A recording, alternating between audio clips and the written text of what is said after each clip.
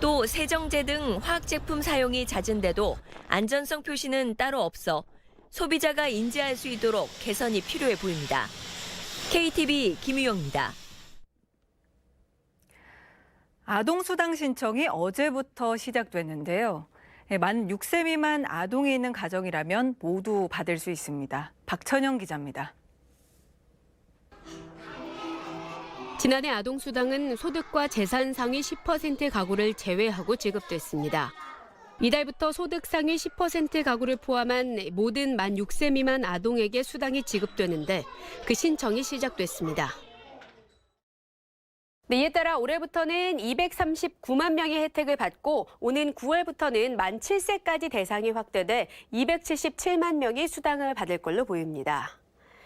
만약 지난해 아동수당을 신청했다 탈락했다면 따로 신청할 필요는 없습니다. 다만 신상 정보가 바뀌었거나 지급 계좌를 변경하려면 주민센터 담당자에게 문의하면 되고요. 신청한 적이 없다면 주민센터를 방문해 신청하거나 복지로 홈페이지, 모바일 앱을 통해 신청하면 됩니다.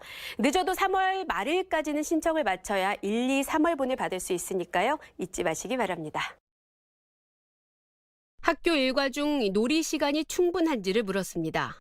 선생님들의 72.4%는 충분하다고 생각했지만 학생은 46.1%만이 충분하다고 말합니다.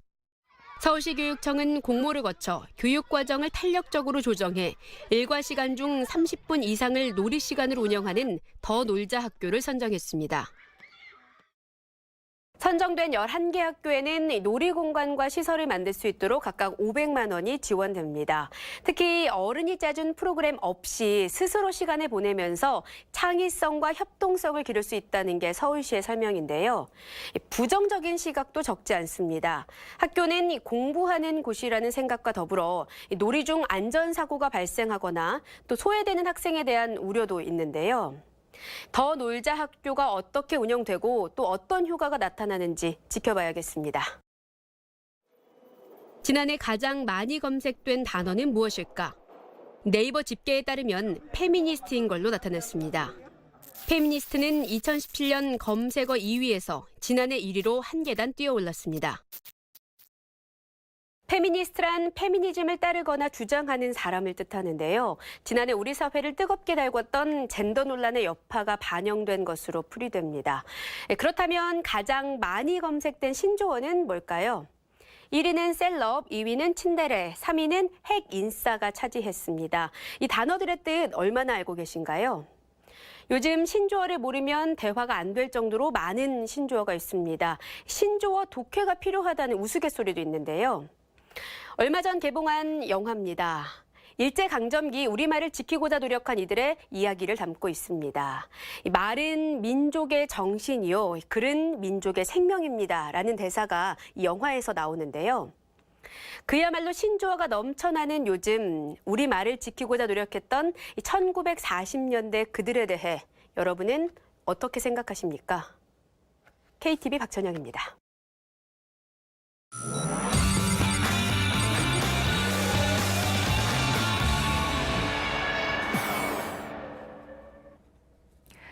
강경화 외교부 장관이 신년 브리핑에서 올해는 완전한 비핵화와 항구적인 평화 정착을 위한 여정이 더욱 본격화돼야 한다고 말했습니다.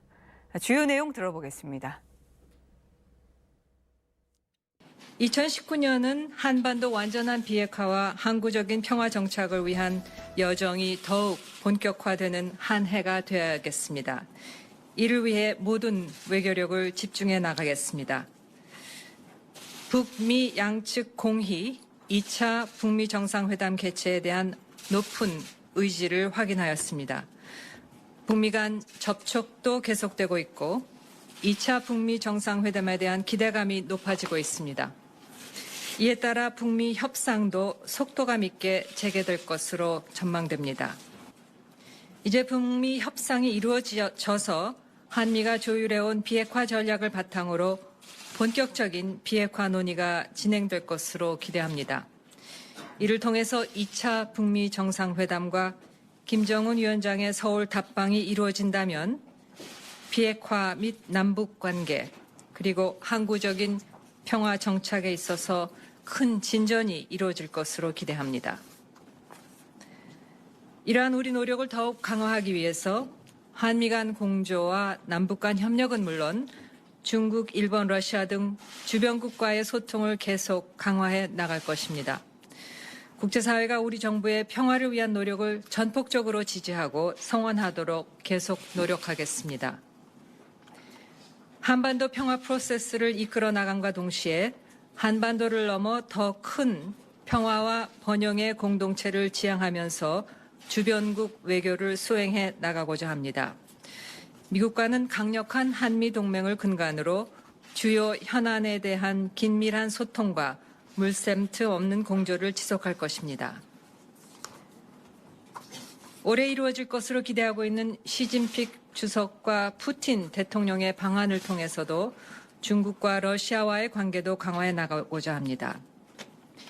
한일 간 현안도 지혜로운 해결 방안을 모색해 나가겠습니다.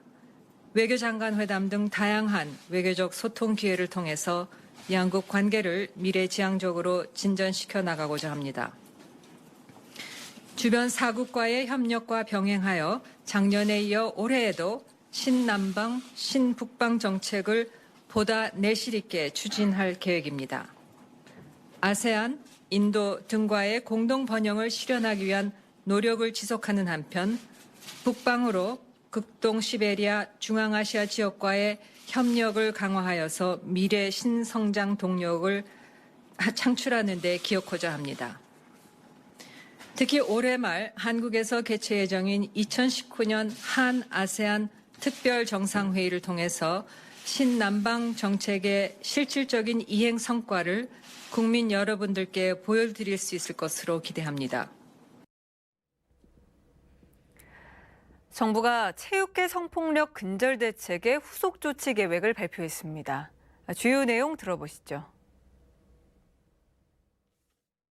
진천 선수촌, 태릉 선수촌과 같은 국가대표 선수촌에서 성폭력이 이루어졌다는 피해자의 진술과 더불어 국민과 언론의 공분이 매우 크다는 점을 감안하여 문체부는 국가대표 선수촌 운영 등 국가대표 선수 관리 운영 실태에 대하여 감사원에 공익감사를 청구하였습니다. 체육 분야 성폭력 조사에 국가인권위원회의 참여를 적극 검토하고 있습니다. 문체부는 당초 민간 전문가가 주도하는 성폭력 조사 특별위원회를 구성하는 방안을 검토하였으나 검토 과정에서 국가인권회의 참여가 필요하다는 다수 의견이 제기되어 국가인권회가 직접 조사하는 방안도 함께 검토하고 있습니다. 이번 문제의 심각성을 고려하여 조사의 객관성, 전문성과 대책의 실효성 등을 종합적으로 검토하여 조속히 결정하도록 할 계획입니다. 조사 활동과는 별개로 여가부와 협력하여 현행 성폭력 신고 시스템의 접근성, 인력 전문성 등에 대한 전반적인 문제점을 조사 검토하여 조속히 개선 방안을 제시하도록 하겠습니다. 체육계 비리 업무를 전담하는 독립기관으로 스포츠윤리센터 설립을 지원하고 추진하겠습니다. 민간 전문가를 포함한 특별 전담팀을 구성하여 성폭력 관련 징계 체계를 전면적으로 재검토하여 징계 기준과 수위를 강화하는 방안을 마련하여 늦어도 3월까지는 현장에서 적용될 수 있도록 하겠습니다. 3월까지 선수, 지도자, 임원, 학부모, 심판 등 체육관계자에 대한 인권교육 과정을 전면 재설계하여 늦어도 여름방학부터는 변경된 교육이 적용될 수 있도록 하겠으며 현장 교육이 연 2회 이상 진행될 수 있도록 하겠습니다. 어제 대한체육회장이 발표한 바와 같이 국가대표 선수촌 운영과 관련 부총장 1명을 추가하여 여성으로 임명하고 선수들의 숙소와 일상생활의 고충을 확인할 수 있도록 여성훈련관을 배치할 계획입니다.